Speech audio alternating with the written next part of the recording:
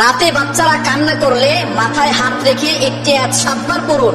আল্লাহ পাক রব্বুল আলামিন ওই বাচ্চাকে সুস্থ করে দিবেন, বাচ্চা আর কান্নাকাটি করবে না। বর্তমানে ম্যাক্সিমাম জায়গায় সমস্যা হচ্ছে যে রাতে বাচ্চারা কান্নাকাটি করে, অনেক বাচ্চারা অসুস্থ হয়ে যায়, আস্তে আস্তে কোনো খাবার খায় না, আস্তে আস্তে শুকিয়ে যায়। এরকম হয় কি হয় না? অনেক বাচ্চাদের এরকম হয়। এটা জিনের সমস্যার কারণে হয়, অনেক সময় বদনজর করার কারণে হয়। বদনজর কিন্তু খুব ভয়ঙ্কর জিনিস। আপনার বাচ্চার ছবি ফেসবুকে দিবেন না। অনেকে আছে বাচ্চা হওয়ার সাথে সাথে ছবি ফেসবুকে দেয়, এতে কিন্তু বদনজর লেগে যেতে পারে। বদনজর কিন্তু সত্য, নবীজি সাল্লাল্লাহু আলাইহি ওয়াসাল্লাম জানিয়ে দিয়েছেন আল আইনু হাক্কুন, বদনজর সত্য। আর এই বদনজর এতটা ভয়ঙ্কর জিনিস, নবীজি সাল্লাল্লাহু আলাইহি ওয়াসাল্লাম বলেছেন বদনজর একজন সুস্থ মানুষকে অসুস্থ করে ফেলে, কবর পর্যন্ত নিয়ে যায় এবং একজন উটকে রান্নার পাতিলে পর্যন্ত নিয়ে যায়। সুতরাং এই বদনজর থেকে আমাদেরকে সাবধান থাকতে হবে। বাচ্চার ছবি ফেসবুকে দিবেন না।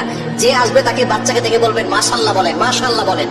মাশাআল্লাহ যদি কেউ না বলে, বলে বাচ্চা খুব সুন্দর হয়েছে, স্বাস্থ্য খুব ভালো, দেখবেন বদনজর লেগে যাবে আর বাচ্চা খাওয়া দাওয়া করবে না, বাচ্চার স্বাস্থ্য কমে যাবে, শুকিয়ে যাবে।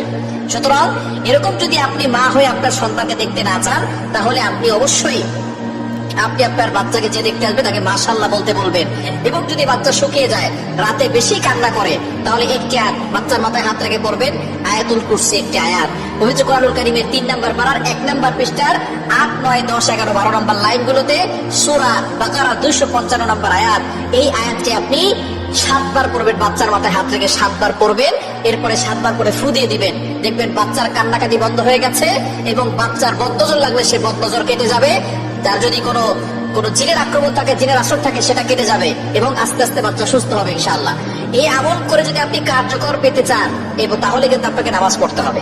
নামাজ না পড়ে কোন আমলে কাজ হবে না। অনেক মায়েরা আছেন বাচ্চা হওয়ার পরে তারা নামাজ